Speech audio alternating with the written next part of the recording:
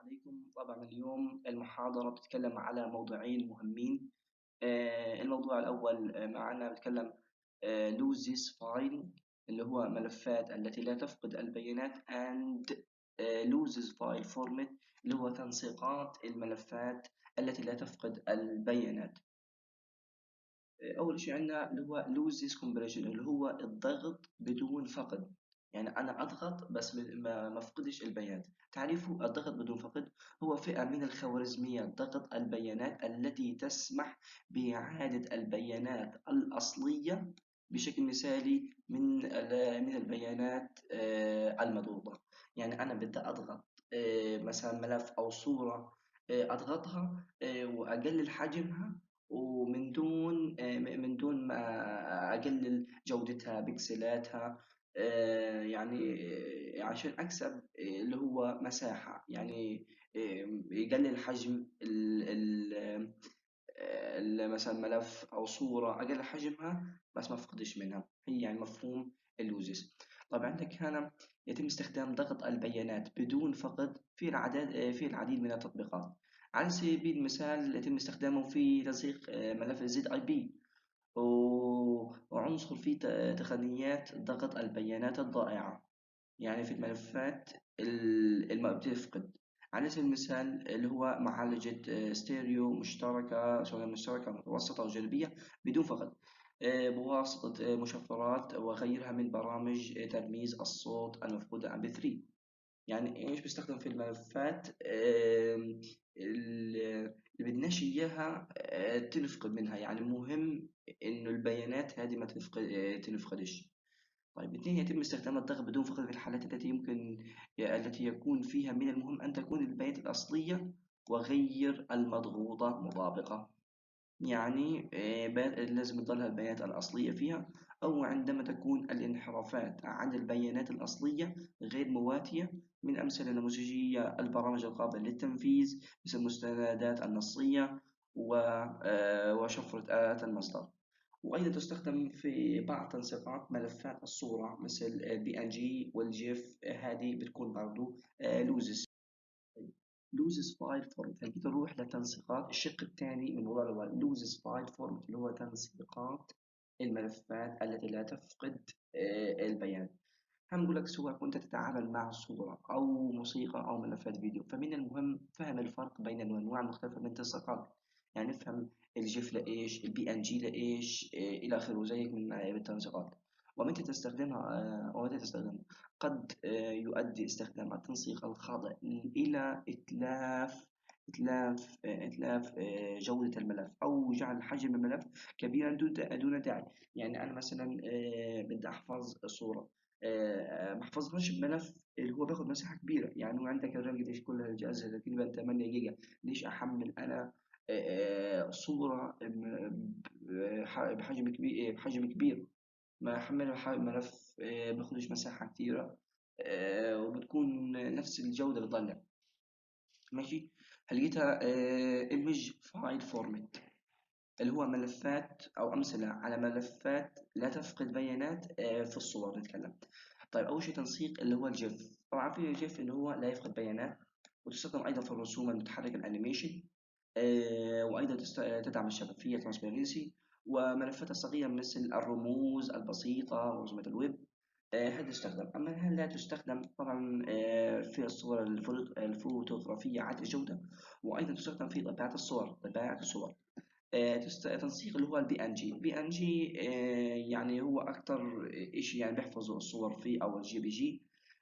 هو لا تفقد البيانات لوزيس يعني، اما فترة حجم قليل. وهذا تنسيق يدعم الشفافية يدل على الشفافية والعمق اللوني اللي هو color depth. الملفات PNG عالية وهي من أكثر التنسيقات شيوعا زي ما ذكرنا قبل. تستخدم في اللي هو ويب جرافيك ترانسبيرنسي اللي هو الرسومات الويب التي تدعم الشفافية. طيب هاجي نروح لا تستخدم في ايش اللي هو في الفوتو الصور او الارت وورك الفن، في طباعة الصور. هذا في طباعة الصور لا تستخدم. اما هنا الجيف بيستخدم اللي هو في طباعة لا تستخدم. يعني هي نفس الخاصية لا تستخدم في طباعة الصور، وهان أيضا لا تستخدم في طباعة الصور. هان في الطبقات اللاير مثلا فوتوشوب بطبقات، الستريتور يكون في طبقات لا تستخدم في الطبقات، وأيضا في تحديد الصور لا تستخدم في الإيديتنج.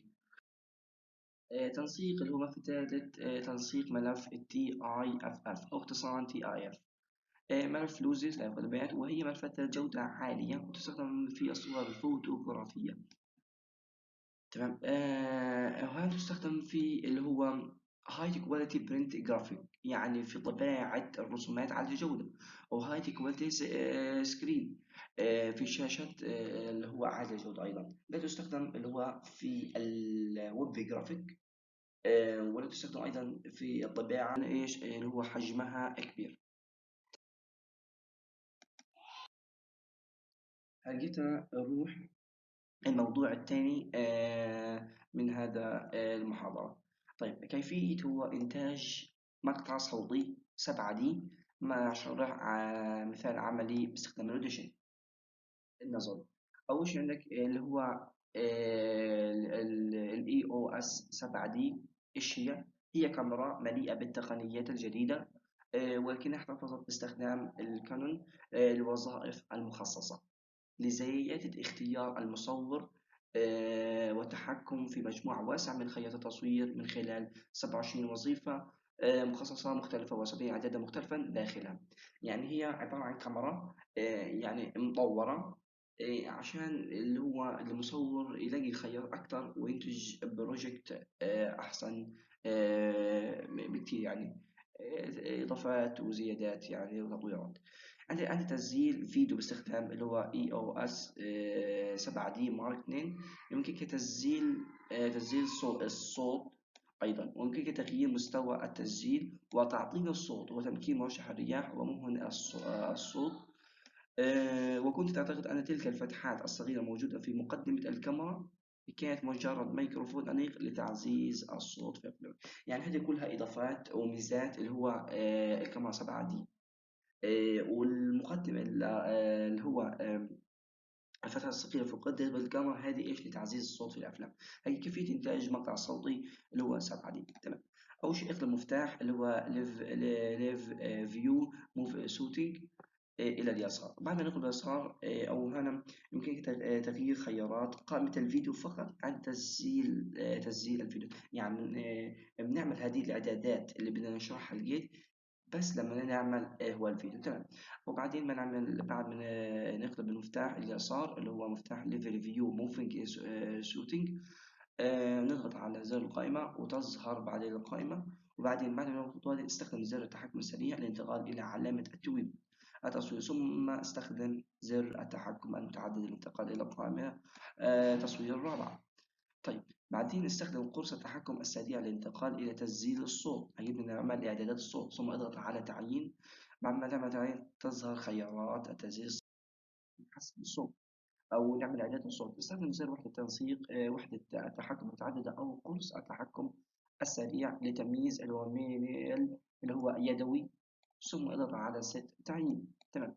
بعد ما الخطوة هذه تظهر قائمة التسجيل اليدوي. تمنحك هذه القائمة مقياسا يمينا ويسارا ولتستخدم لضبط مستوى التسجيل بدقة.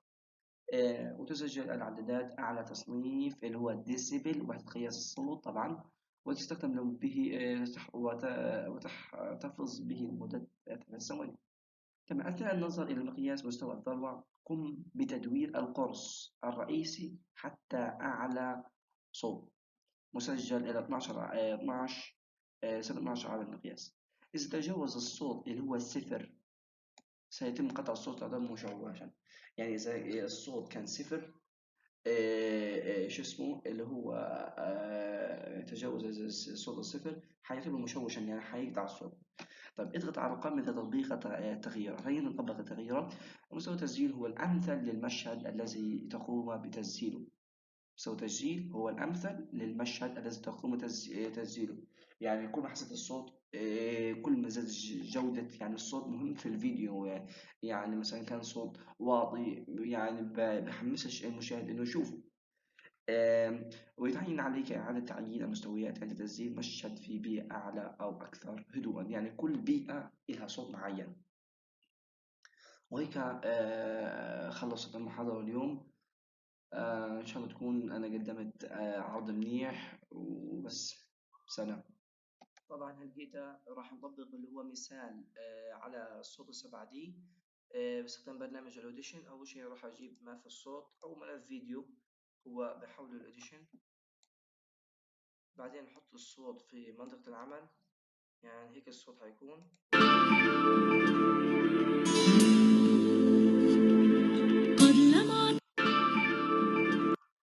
بقى هي الصوت الأصلي. راح نطبق هلقيته اللي هو تسهيل السبعة دي، نحط على افكس، بعد افكس نحط على سبيشال، وبعد سبيشال نروح على الخيار التاني هان، وراح نطبق الاعدادات الهان، لأنه هو أول ما تفتح الواجهة هذه بتكون إعدادات تانية غير ال55 والهانا. راح نحط 55 45 200 صفر صفر، ونحط الصح الهانا، وبرضه هان حنحط على آخر خيار بيرفكت، ونحط على الدايرة هذا عشان يطلع عندك المنظر هذا بالظبط، ونحط أبلاي، ننتظر شوية هيك الصوت يتصار. قد لمعت عيناه بالعزم انتفضت يمناه في هدوء الليل، من هو الصعيد المغامر في وجه السيل، يبعد عن عيني. تصدير تصدير فايل اكسبورت فايل كملف واحد، بعدين نحط على آخر خيار هان with PCM، أو طبعا نختار مكان التصدير هي ديسكتوب وحط اوكي.